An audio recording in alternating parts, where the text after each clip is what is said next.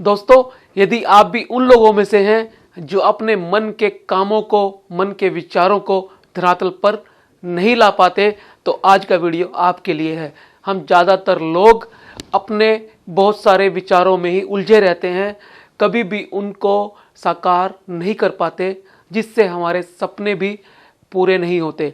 दोस्तों, यदि आप चाहते हैं अपने सारे विचारों को धरातल पर लाना और अपने जीवन के सपनों को पूरा करना, तो आज का वीडियो आपके लिए है। आज हम बात करेंगे आप चीज़ों को कैसे अंजाम तक पहुंचाने में अपने आप को तैयार करें, वो क्या प्रोसेस है जो इसमें आपकी मदद कर सकता है। बने रहिए मेरे साथ इस वीडियो में।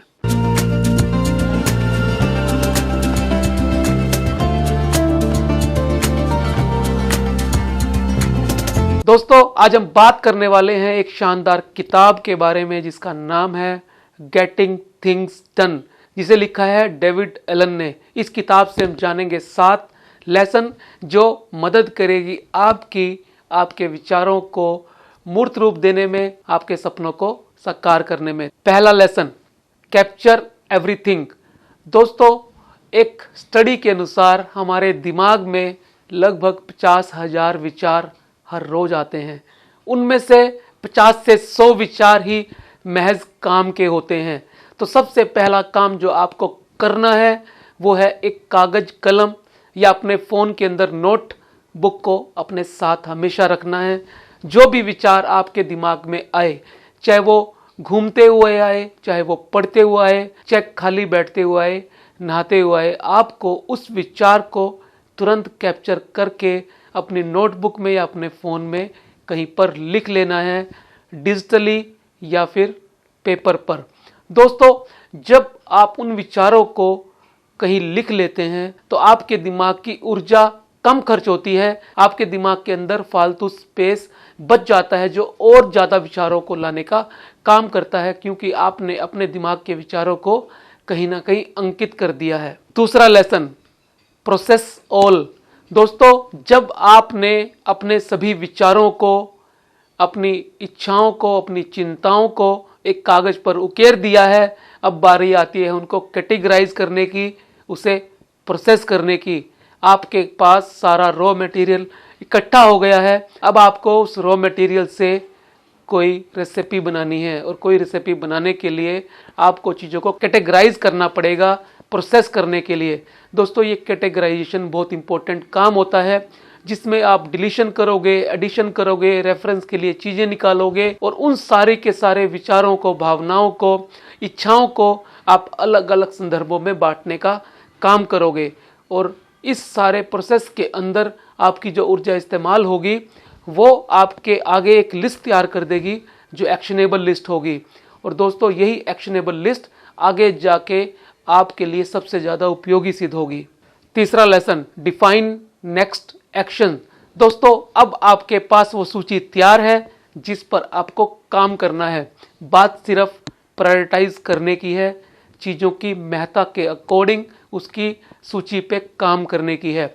जब आपके पास वो सूची आ गई और जब आपने चीज़ें प्रायोरिटाइज कर ली कि कौन सी चीज़ आपको अपने लक्ष्य के पास ले जा सकती है, फिर बचता है उस पर एक्शन करना।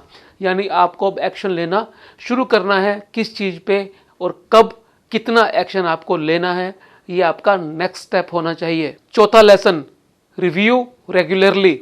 दोस्तों, जब आपने काम करना शुरू कर दिया, आप अपने काम के कितने समय में नज़दीक पहुँचे हैं, इस चीज़ के लिए करने के लिए आपको एक सिस्टम डेवलप करना होगा, चीज़ों को रेगुलरली रिव्यू करने के लिए। जो लोग अपनी प्रेजेंट स्थिति का आकलन नहीं कर पाते हैं वो जीवन में कहीं भी नहीं पहुंच पाते हैं।